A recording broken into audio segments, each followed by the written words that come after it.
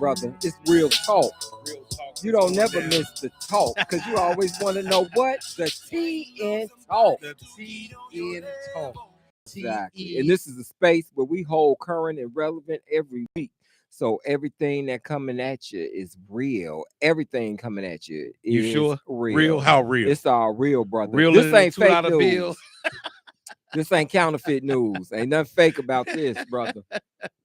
Oh man, it's good to be here, Fly Guy. How you feeling? I'm great, partner. Man, that's good, bro. We in the autumn, getting ready going to Thanksgiving season and Christmas season. Autumn. We're mid-October, brother. What's Don't autumn? act like you don't know the year is moving. Wait, it's fall. No, summer. Winter, Fall. spring, summer, fall. This is autumn. October is autumn, and then you go into winter. Okay. When is fall? Y'all always have to help school Simeon. But when is fall? Fall is September. By mid-October, you're in autumn.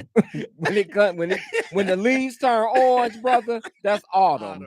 I got you. Okay. I was just making sure. Stick up with me now. Stick up with me. Because I thought, look, I'm just saying. You thought what? You know I went to public school, right? Yeah. I thought it was summer, fall, winter, spring.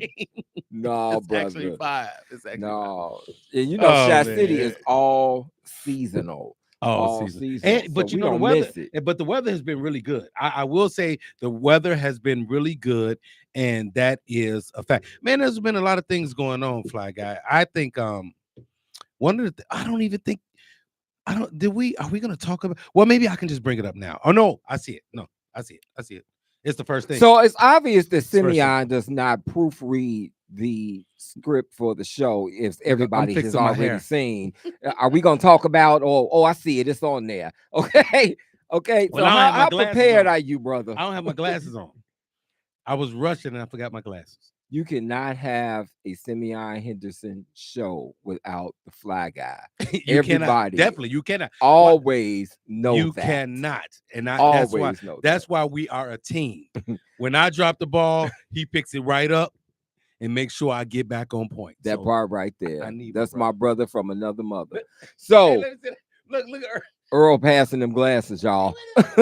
Earl passing them some specs. Wait a minute. Those some good readers. Wait a minute. Earl, I can't see nothing. Dude.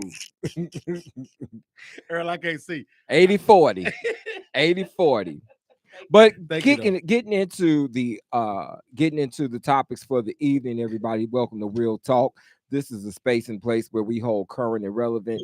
We would enjoy you to talk to us tonight. We would enjoy for you to call us at 708-223-8953. We would love to hear from you. That's 708-223-8953. Yes. Now, as everyone has heard, we lost a big one today. Bro.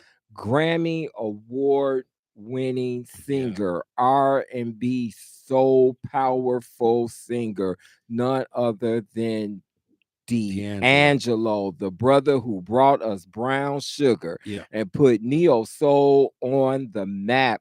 D'Angelo, the women went crazy because especially when he would take his shirt off and be singing, just standing there singing. Well, on the album cover, it looked like he was in the nude. The album cover, I think, went down right below his navel. And everybody was, all the women was excited and high. But he was a good, It was a lot of women. Cool guy. There were a lot of women crying today. Trust me. Oh, yeah, definitely. But it was a lot of people. Nephew Tommy of the Steve Harvey Morning Show did a special tribute to him today. There were just a lot of people, man, that poured out love, that had admiration for D'Angelo.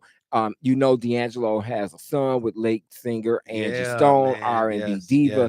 Angie lost her life a few months ago in a car accident. So that young brother has lost both his parents in the same year. So please keep him in your prayers. Keep the entire music and entertainment industry in your prayers and in your thoughts, because it looks easy when you're watching people in the industry, when you're watching Simeon and I, when you're watching Beyonce, when you're watching Megan Thee Stallion, Maxwell, John Legend, whoever your artist is, when you're watching them perform, You see the finished product. Yes. There's a lot of work that goes into behind the scenes and the preparation, being in the studio night after night, day after day, recording, re-recording, producing videos, having a production team, all of that. It's not as glitz and glamorous as it is. And at the end of the day, we have the ability, because we're creatives, to set ourselves up for a win. Sometimes we get the win. Sometimes the Oscar comes to us. Sometimes it doesn't. Sometimes the Grammy comes to us. Sometimes it doesn't. Or Emmy. But regardless of that, we have our own platforms, and that's why we celebrate ourselves. We celebrate each other with the NCAA Image Awards. We celebrate each other in the BET Awards. We celebrate each other with the Soul Train Awards, because if we don't celebrate one another, who will? So the loss of D'Angelo was a big loss for the industry of entertainment. And we send our hearts and our prayers out. He lost his battle. It was a very private battle to pancreatic cancer. And that's what I was going to say, Fly Guy. You never know what people are going through. You never know what they're struggling with. And you see, and it's like with the entertainers, you see people that they work hard to entertain you, to make you laugh, make you smile. Some of the things even make you cry. But what happens is they work hard and put forth this effort to entertain you, but you never know what's going on behind the scenes, what they're dealing with, and the struggles and different things that they face. And then when you hear about it, it's a shock. But I just want you all guys to always understand and know and appreciate the arts and what people do, the work that we put in, the time that we take, and the things that we do. And it's all to make you happy, to make you feel better, to make you smile. And it's one of those things where when I saw D'Angelo pass, I was just like, wow, because 51, young, and this is somebody that we grew up to. I mean, come on, man, Fly Guy, how many honeys did you get because of D'Angelo? Because you was playing Brown Sugar. Come on, man, brother. And hey, look. That took me back to the Ohio Players when they was Honey on the album. Man, then you lose. Remember when the woman had honey on her on the album? That's kind of what that whole D'Angelo concept. That's how you almost got in trouble trying to do the stuff on. Don't worry about what see. You always want to tell Fly Guy's business. Leave me out of the equation, okay? Your people don't need to know my business. What I got in trouble, who I'm with. Couple months ago, didn't you live with some woman? Who? Don't worry, but you asked me that. I asked you. You asked me on the radio about living with. I did not, because it's see? not anybody's business. And I wish you quit doing your Jay Leno with me. Hey, okay? You always giving them my information. That's okay, look, brother. Look, Fly Guy, you have a choice. You can either answer the question. Hey, I plead the fifth. There it is. I plead the fifth. No, but guys, let's keep his family lifted up in prayer, and just thank him for all the beautiful music that he shared with us and his talents. So thank you so much, and rest in heaven, D'Angelo. And pancreatic cancer is really a progressive form of cancer, and it's important that we talk about all the time on here, health screenings. It's important for you to have preventive care. That's all. And very important, because if some don't look right, some don't feel right, if you feel off a little bit, make sure you get a screening. Go get yourself checked. Don't fear what the result may be, because whatever the result may be, that can be cured. You need to know. And Earl, I know we're not supposed to cuss, and I got my dollar ready. Fuck cancer. Well, okay, so you make sure you get your screenings, because to Simeon's point, it wipes people out. And so we want to be as proactive with our preventive care, because it doesn't have to be fatal. And if we find out about things in advance, that's the point of preventive care. You give yourself more options. And a lot of us, real talk people, a lot of us, and I'm talking about Black people and brown people, we don't want to know. We don't go and get checked out. But I'm telling you right now, it can save your life. It can put you in a position where you know exactly what's going on in enough time to deal with what's going on, so you don't be at a point where it's too late and it's gone so far. So I'm telling you guys right now, get checked out, fellas. Get your colonoscopies. Get your MRIs, get anything done that you need to get done. Check your PSA levels so you know where you stand, where you at. And when you do these things, you will know what's going on with your body, and knowing is half the battle. Trust me, I'm telling you, do it. And October is Breast Cancer Awareness Month. Ladies, begin to get those mammograms. Do not put that off. You don't want to procrastinate. Simeon, Yes, sir. is any age inappropriate to receive jail time? Now, 83-year-old Illinois House Speaker Mike Madigan has now began to serve 7.5 years in a federal prison. This man is 83 years old. At what age, or is it an age that's too old to go to jail? Even though you did, what about 800 hours of community service? I mean, what is the equivalent of community service to 7.5 years in jail for 83-year-old? I don't know, Fly Guy, but they playing games. The man is 83 years old. Everything that he did, he has done it, and he has had fun doing it. He's had all this money and did everything he was going to do. Now the man is 83 years old, and you're going to lock him up for 7 years. Come on, stop playing with me. But here's the deal. So former Illinois House Speaker Michael Madigan began serving a 7.5-year federal prison sentence for corruption on October 13th, 2025. The 83-year-old was convicted on 10 felony counts, including bribery, wire fraud, and conspiracy earlier this year. Now, in June of 2025, a federal judge sentenced Madigan to 90 months, which is the equivalent of 7.5 years in prison, and ordered him to pay a $2.5 million fine.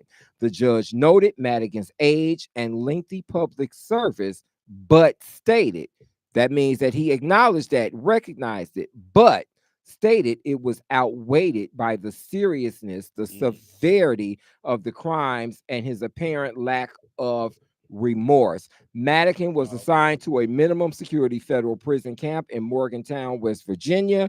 According to federal guidelines, he will likely serve at least 85% of his sentence, which amounts to a little over 6 years. However, the occupant of the Oval Office is a 34-count felon and has not spent 1 day in jail. So how is this? Now, this is why it's a joke, man. This is a joke. How is this a 34? You talking 10 counts versus 34 counts. Exactly. You talking 7.5 years versus I'm the president now. Not only that, after the 34 counts, you get elected president for a second term. And I'm going to read it one more time for the people in the back that might have been distracted. The judge noted Madigan's age and lengthy public service. Now, the man is 83, so he's acknowledging he's older and he's an elder, because if you're 80 plus, you're considered an elder in society. Yeah. Lengthy public service. So this man has done service to humanity, but he stated that the severity of the crime outweighs the public service and his age. Did the occupant of the Oval Office not conceal to a insurrection? Did he not consent to an insurrection? What's more severe than declaring domestic terrorism on your country and you're a sitting president? I'm just asking. I'm with you 100%. I'm trying to make sense out of this. This sounds like it's personal. Well, I can't say it's personal because I don't know the judge. No, I don't know. Something just when you look at it, like you said, you're making a valid point. It makes so much sense. What president number are we on? What's his number? I don't keep up with. I believe 45, but I don't keep up with 45. 46. Yeah, 46 or 47. I think it's 47. Something, whatever it is. But for this man to be able to do everything that he's done and be off scot-free and then become president again, looking at now, the judge said he acknowledges the man's lengthy public service. So he's been a great public servant and has done a lot. The fact that he's 83 years old, you shouldn't have given this man that. If you're going to give him 7 years in a minimum security federal prison, Earl, you might as well give him house arrest. Well, here's the difference. They don't even have walls and gates up. You can walk around. You might as well be at. Let me help you understand the difference, brother. The transparency and the difference is Mike Madigan is not a bully. Mike Madigan is not a threat to that judge. The reason why the occupant of the Oval Office is not in prison is because he's a bully and everybody is living in fear. They're all afraid to walk. They're walking on eggshells around him. A bunch of coward men. They're a bunch of cowardly men. They're not lions. They're, you know what I'm saying? They're a bunch of cowards. Get some courage. Supreme Court, get some courage. Go see the Wiz. Get some courage. Hey, look, not the Wizard. We black. Go see the Wiz. Get some courage. But I'm gonna let you know who has some courage. Coming to the shot is the conversation with Congresswoman Jasmine Crockett. There is courage. She ain't no joke. She is coming to the faith community of Saint Sabina at 1210 West 78th Place on Thursday, October 23rd at 7 p.m. Kudos to Father Michael Flager, who just celebrated his 1-year anniversary with his pantry in the Auburn Gresham community. Fed like 4,000 plus people today. He had a pantry for a year. He reopened it, and maybe it shut down during the pandemic. I don't know, but he's celebrating a 1-year anniversary on today. But he's having conversations, and this conversation that he's having on the 23rd is a conversation with Congresswoman Jasmine Crockett. I cannot wait. I'm gonna be front and center. Sim, what you think she's gonna talk about? You come on, man. What's she gonna say? You already know what she gonna talk about. So you know, Marjorie Taylor Greene said she was coming with the Dems since they said the government shut down. I want to ask Jasmine how she feels about it. Crockett ain't nothing to play with, bro. She say she'll die for this. That's what I'm talking about. There's your courage. That black woman is nothing to play with. That's courage. I don't care. I like to see it. That's what I'm talking about. She flexing in her complexion. It reminds me of Malcolm X, Martin Luther King. She flexing her complexion. Of Harriet Tubman, Rosa Parks, all of the people that really stood up in the face of adversity and did what they had to do in order to make change. This is important. This sister is all that and a bag of chips. So I don't believe there's a cost associated with it, but if you're not busy on the evening of Thursday, October 23rd, come out and experience a conversation with Congresswoman Jasmine Crockett at the Faith Community of Saint Sabina. That's 1210 West 78th Place. We look forward to seeing you there. All right, everybody, we have a guest today.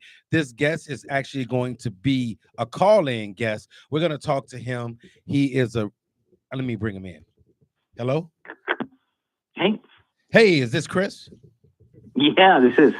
What's going on, Chris? Everybody, I want to introduce to you guys someone. Ladies and gentlemen, joining the Real Talk podcast, we have a conversation tonight with the award-winning top 10 ranked Christian comedian of the year. He is the king of comedy relief for the faith-based community.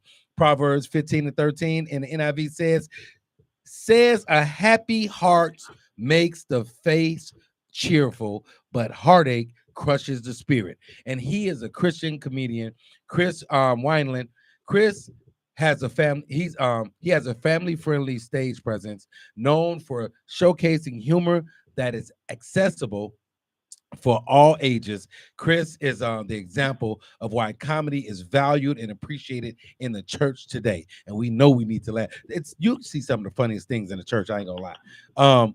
But Chris has been featured on Late Night with Jimmy Fallon, Huckabee, Dry Bar Comedy, Louder with Crowder, and the Daily Wire and more. Chris has millions of viewers and is a global reach. Not only is Chris a Christian comedian, he's an author who wrote the Great Heckle book for comedians. Ladies and gentlemen, please welcome to the Real Talk podcast with the fly guy and myself, Chris Wineland. Welcome to the show, brother. What's up, Chris? What's up? What an incredible introduction. Hey, man, you can pay me later. Yeah, I think I have to. You know, I'll pay you enough that when I'm 80, y'all get caught. They'll have to send me to jail for 7 years. That's a crazy story. And we're going to get into this interview, brother. I want you to do me a favor, Chris. Do me a favor. Yeah.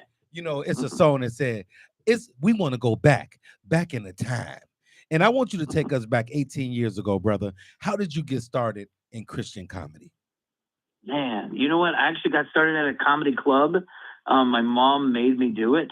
So she forced me up on my 18th birthday and physically put me up on stage. which is just crazy. And, you know, usually parents want you to be a lawyer or a doctor. My mom wanted me to be broke.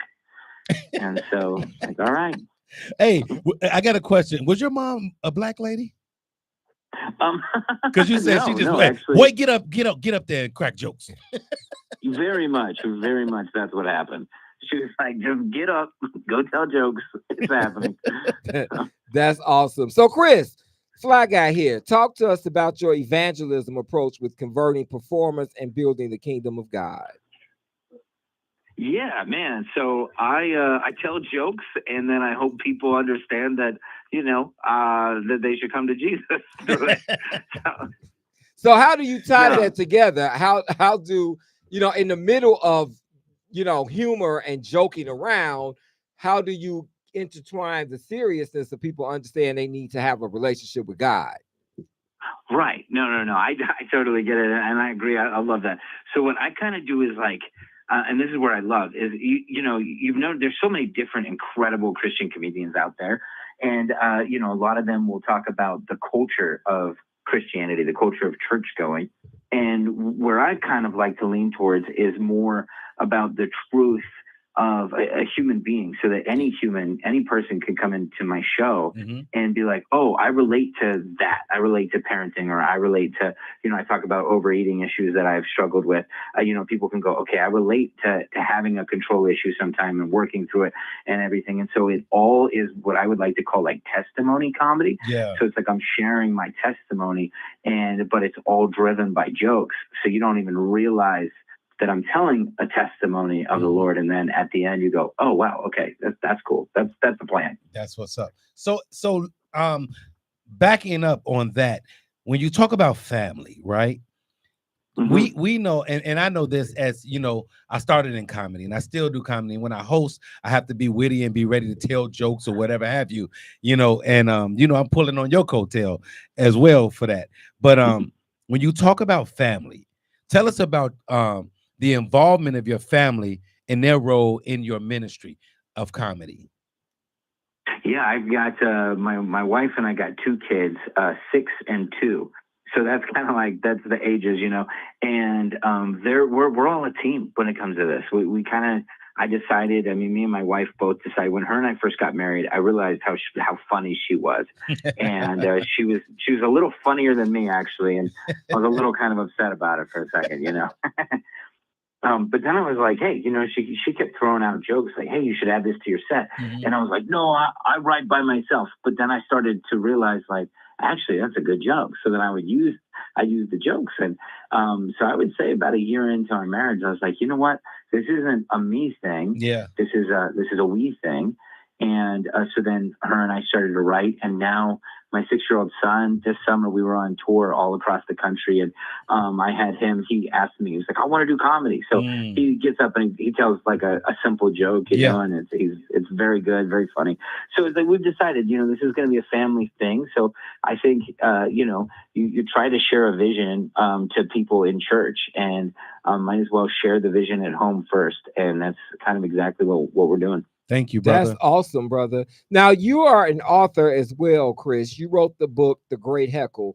Talk to us about the inspiration that The Great Heckle offers, because I believe that's a book you have for comedians, correct?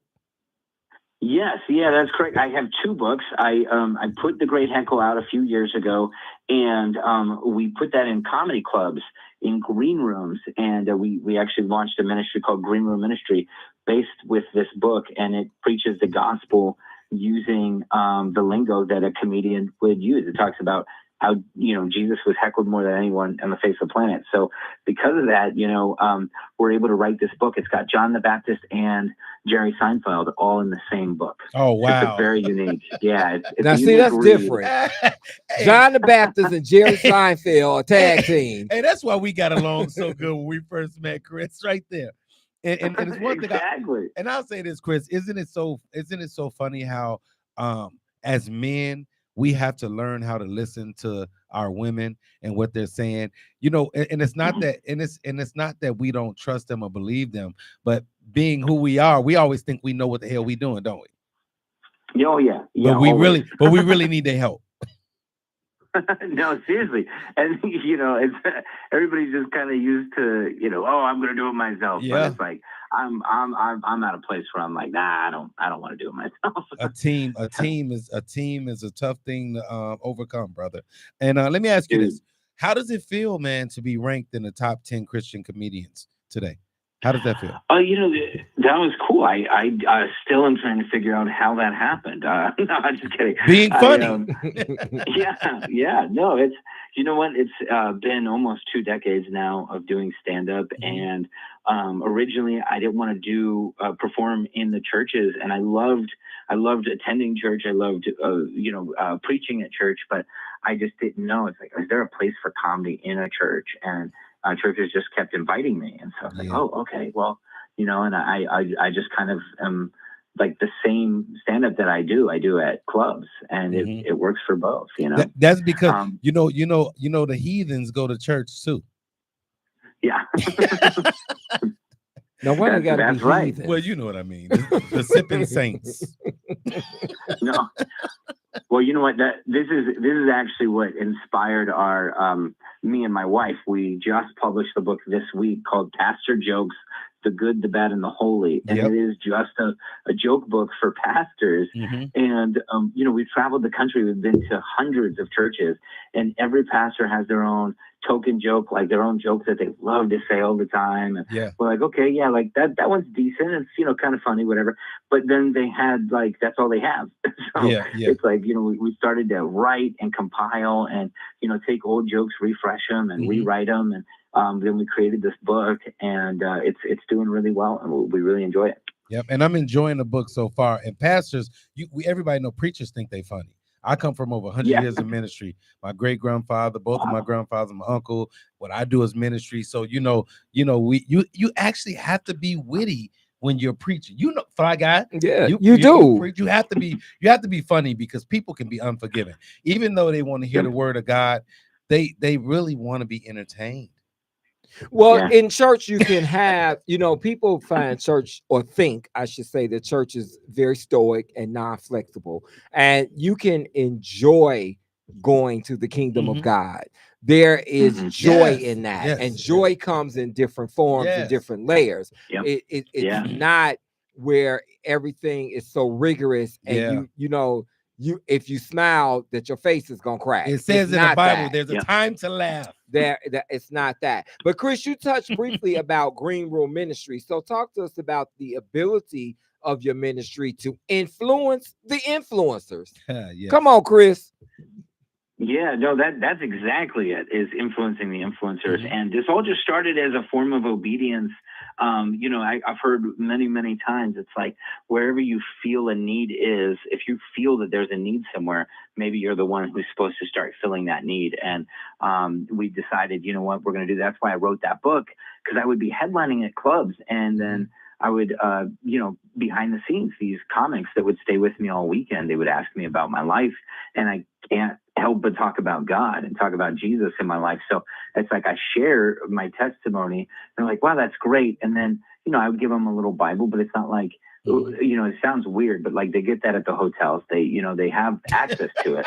But so it's like, so I sat down and I was like, I got to write something that's going to grab their attention. And, kind of like Paul at the Areopagus, where he's talking about the unknown God, and he's speaking their language in that place. And so that's what I did. It's like, Jesus is heckled, man. Like, let's talk about this, and why is he heckled and all that.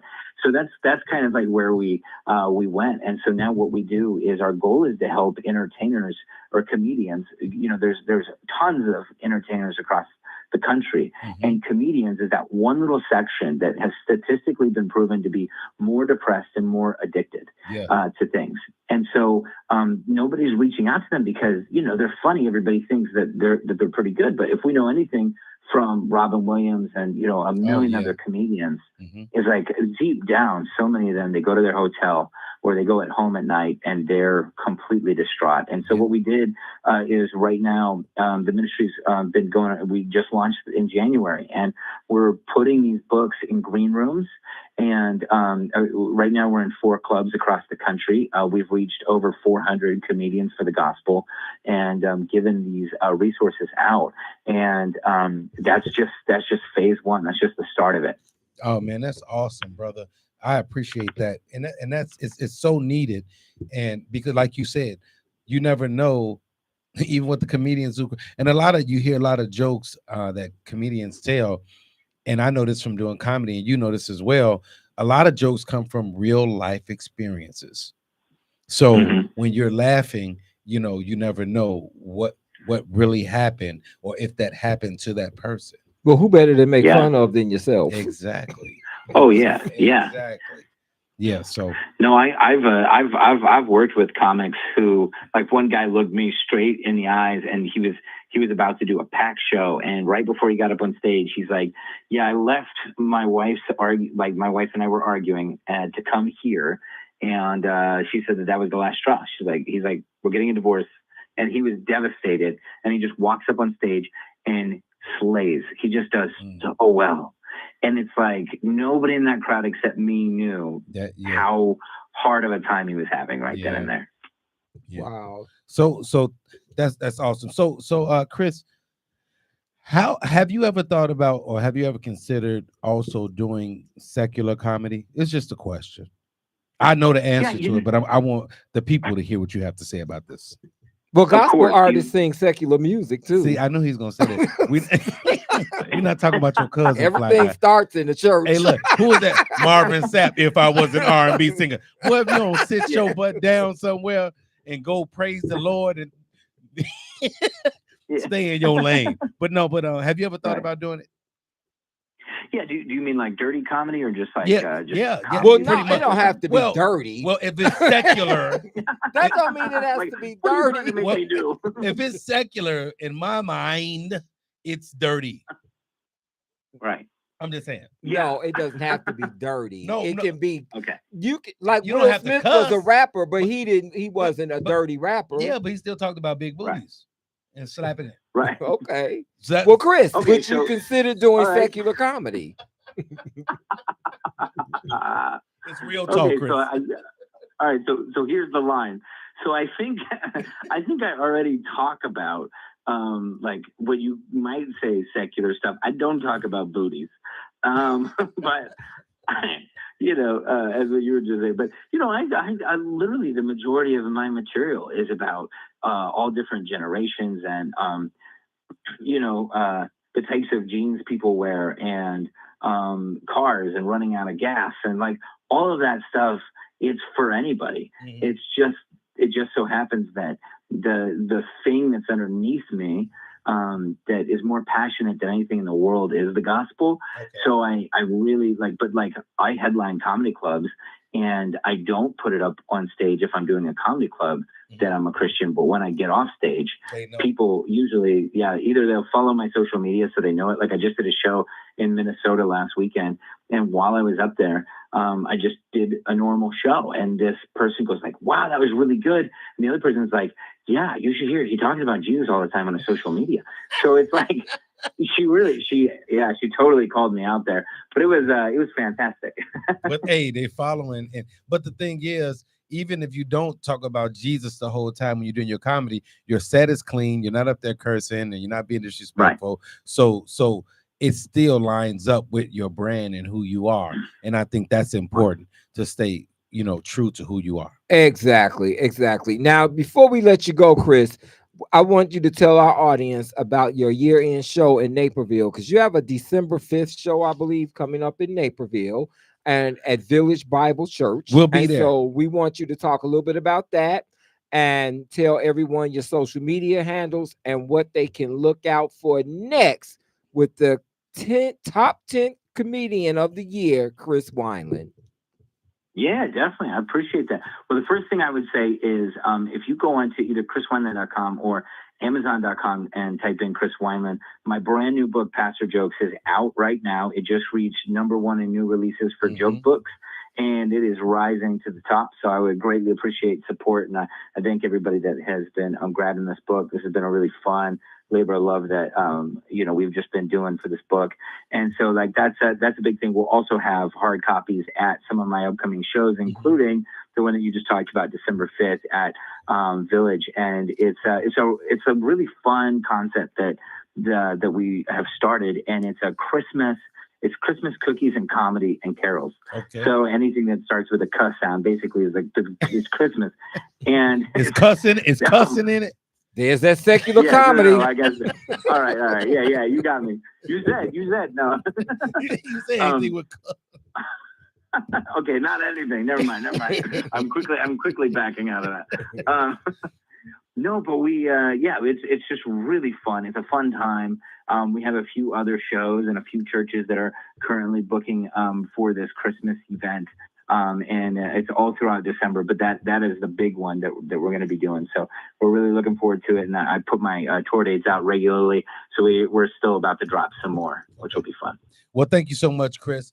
It was a pleasure having you on the show. And man, listen, I have to say this. We have to get you in studio, brother, because the people can hear you. But I think it'd be even better to have you come in, sit down with us one day and chop it up and have a good time in person. But thank you for your time. We appreciate you, brother. And everybody, make sure you check out Chris Wineland, check out his new book, check out his comedy, and be encouraged, people. We know that Christians love to laugh, and some of the best comedy is in church. I'm sorry to say, but it is. But because people are funny. But yeah, no, it's true. So I'm gonna have thank you guys so much for having me. I really appreciate it. It was a pleasure, Chris. We look forward to seeing you December 5th in Naperville. Put this in the back of your head, Chris. I need you to help me work out this material about catching the Holy Ghost in a black church. Oh, I'm in. I'm so in. All right, brother. Thank you so much. Take care, brother. All right. See you guys. Bye. Bye-bye. You know who did Christian comedy and also did secular comedy is Jonathan Slocum. Oh, yes. Jonathan Slocum did Christian comedy and did secular comedy. Yeah. That was the point of me inquiring. Now, Della Reese did a lot. She was a ordained minister. Yeah, and then the church ostracized her because of her role in Harlem Nights. Yeah, exactly. They ostracized her. But that's what I mean. They was the one making that money. They would have been cussing too. Exactly. People have a real life and another side to them, but that was not necessarily who she was in her individuality. No, exactly. That was her work. Acting. Exactly. That was her work. Role. Sam, how far is going too far in the workplace? Now, wait a minute.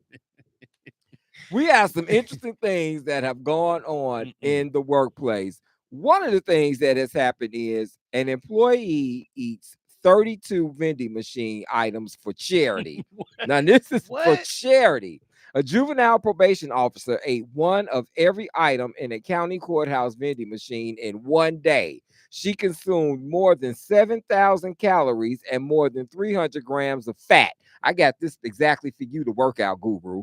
Eating such items as beef sticks, candy bars, Pop-Tarts, and potato chips, all to win a bet with co-workers and raise, guess what, a whopping $300 for charity. Now, I would have saved her life and just gave her $300. I know she was in the bathroom.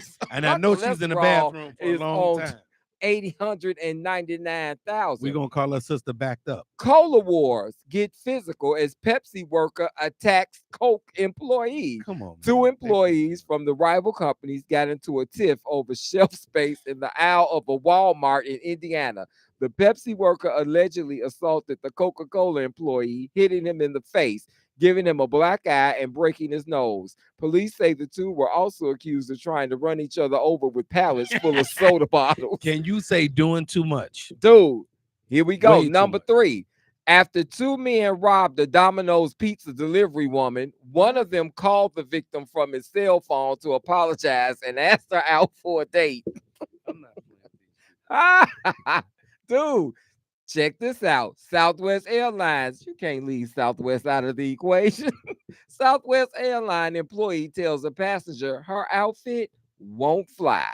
A Southwest employee asked a young woman in a short skirt Tina Turner magic to leave the airplane, legs out, thighs posted up, saying she was dressed too provocatively for the family airline. First of all, I didn't know Southwest was a family airline, but okay.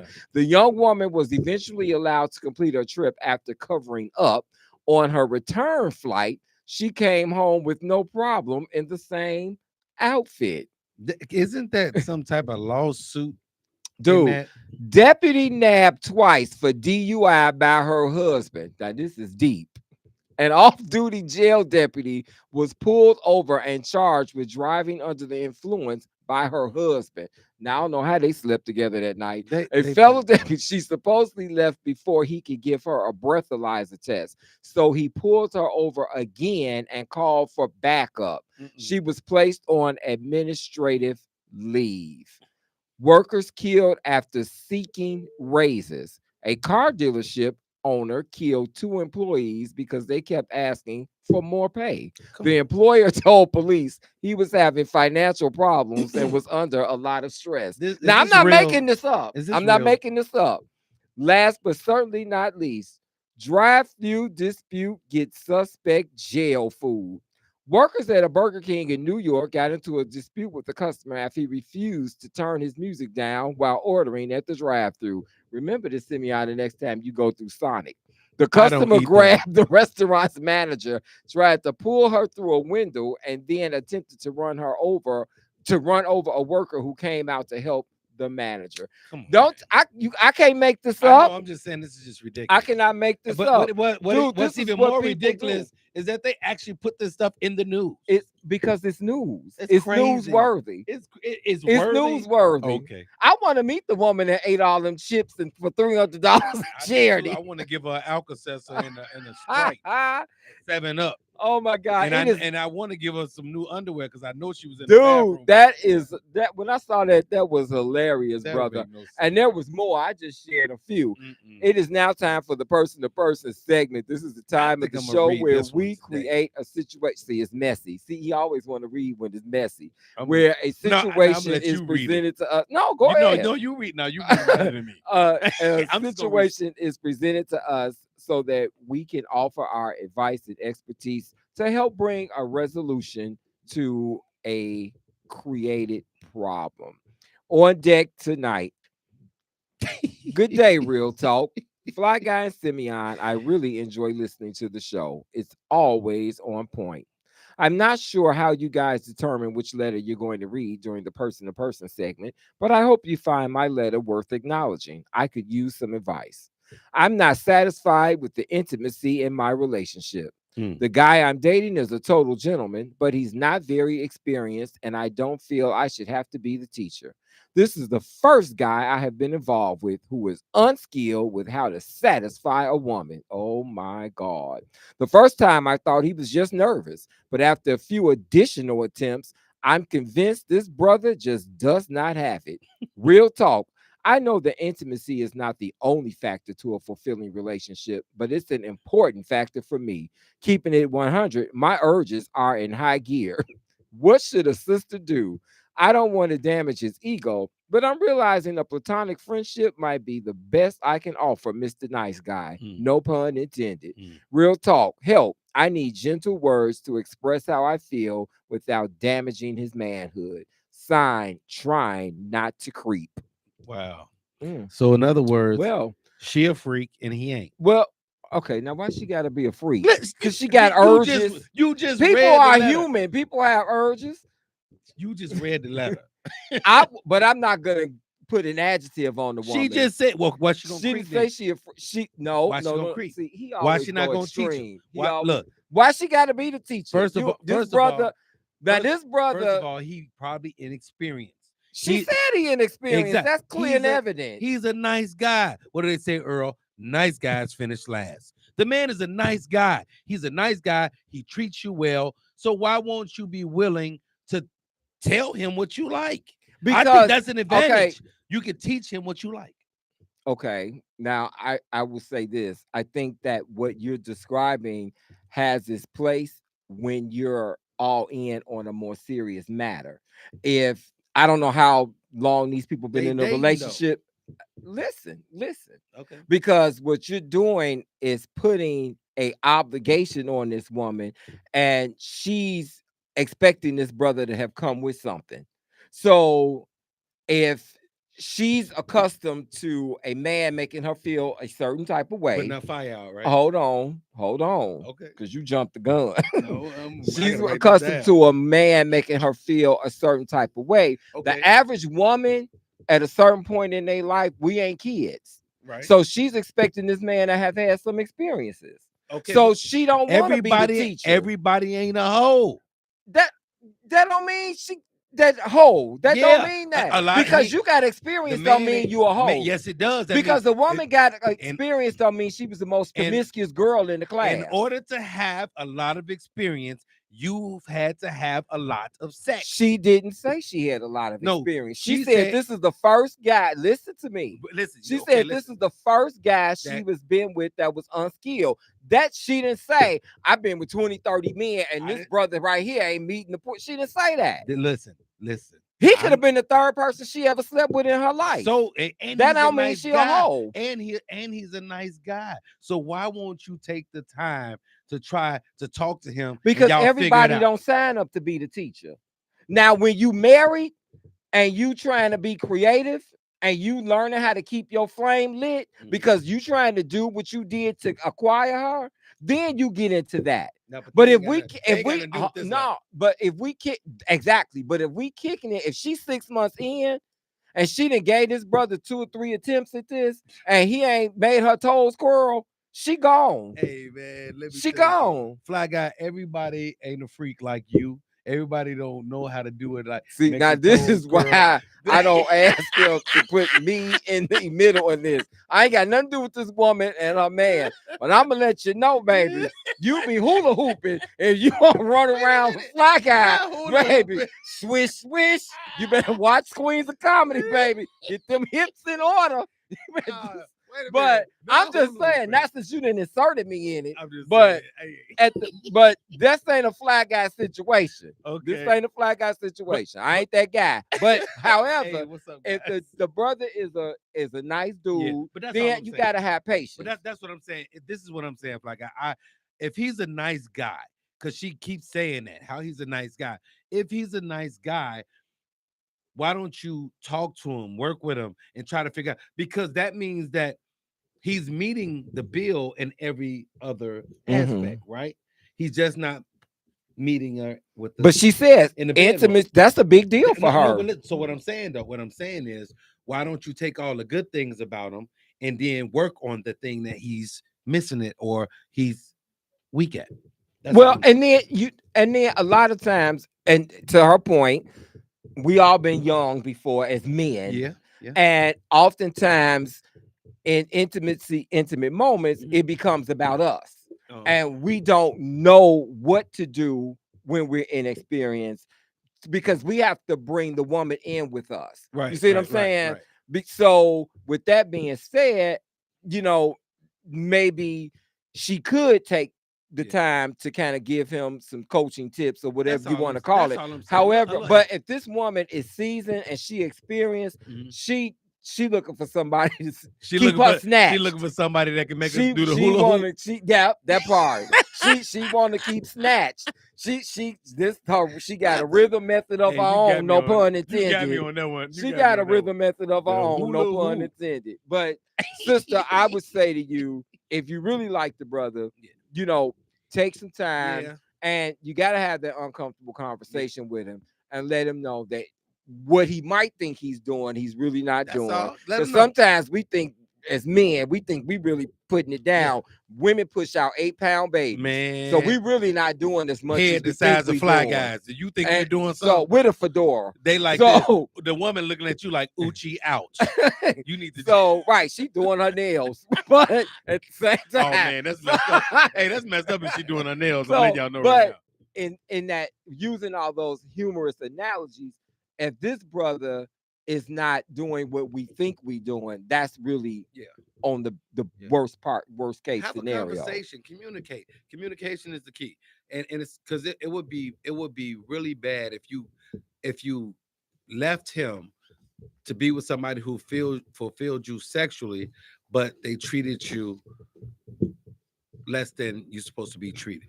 That part right there. Right. So And you then got to now- go with the now lesser you- of the two look, evils. And then you might be getting your head beat in both ways. But you got to go with you have to go with the Yeah, lesser of the you two know, evils. So we everybody- hope that we gave you some solid Yeah. advice.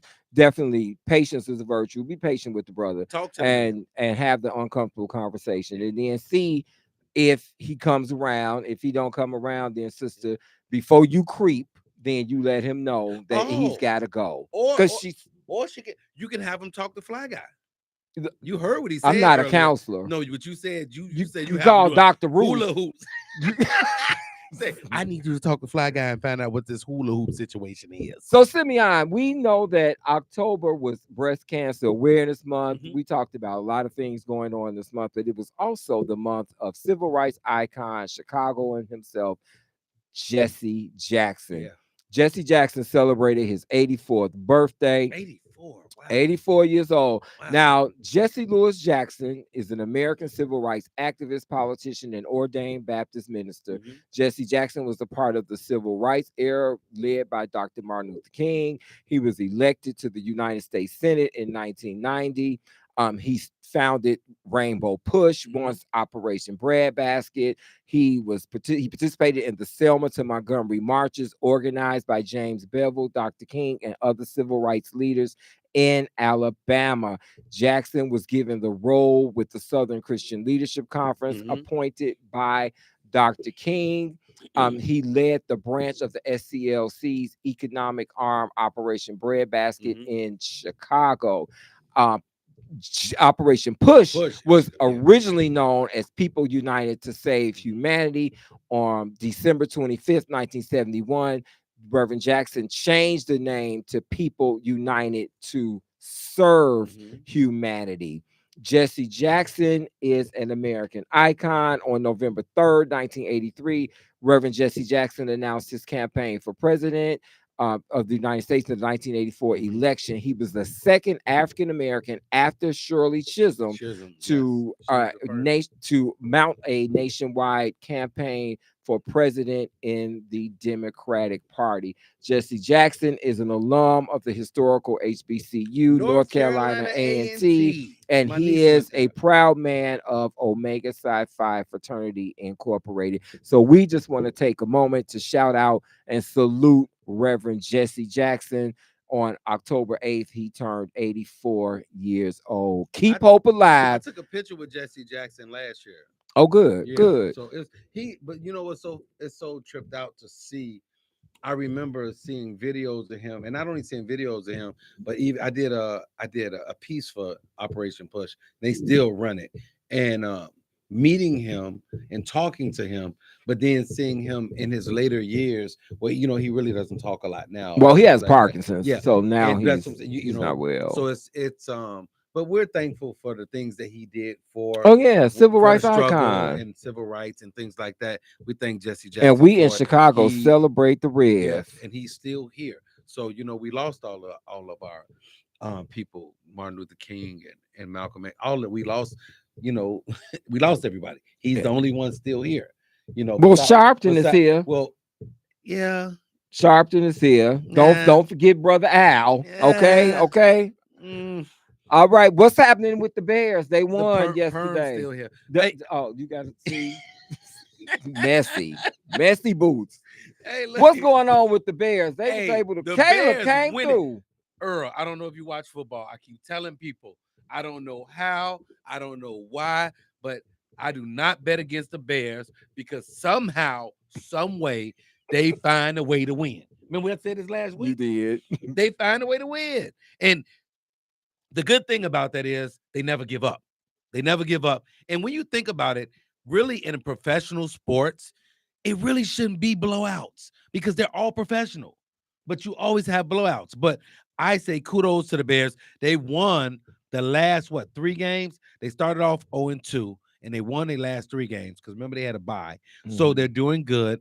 And next week they go in and they play oh my goodness, I know who they play. Okay, it's on the tip of my tongue, but they just beat the Commanders.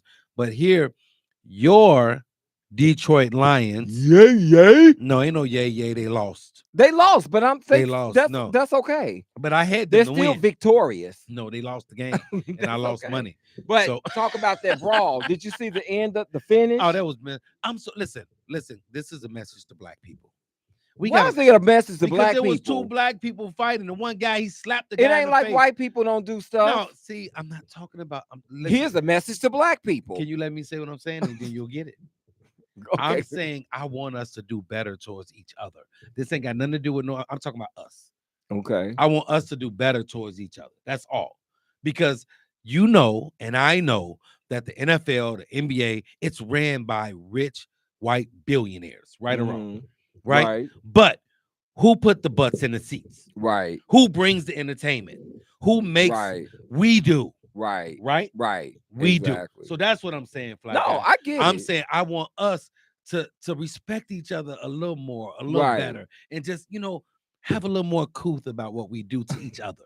That's what I'm saying. I get it. I think that's all. I think adrenaline flows and people exhaust their energy. Yeah, I'm not making light of it because it was very unsportsmanlike. Yeah. In fact, I'm a big Detroit Lions fan. It brought me back to the Will Smith and Chris Rock smack. Oh my God. This dude. Can't we get past the slapping each other on national TV? So Bad Bunny is coming to the Super Bowl in 2026. But a lot of people are not pleased. There's some controversy, brother. Man, it's always gonna be controversy.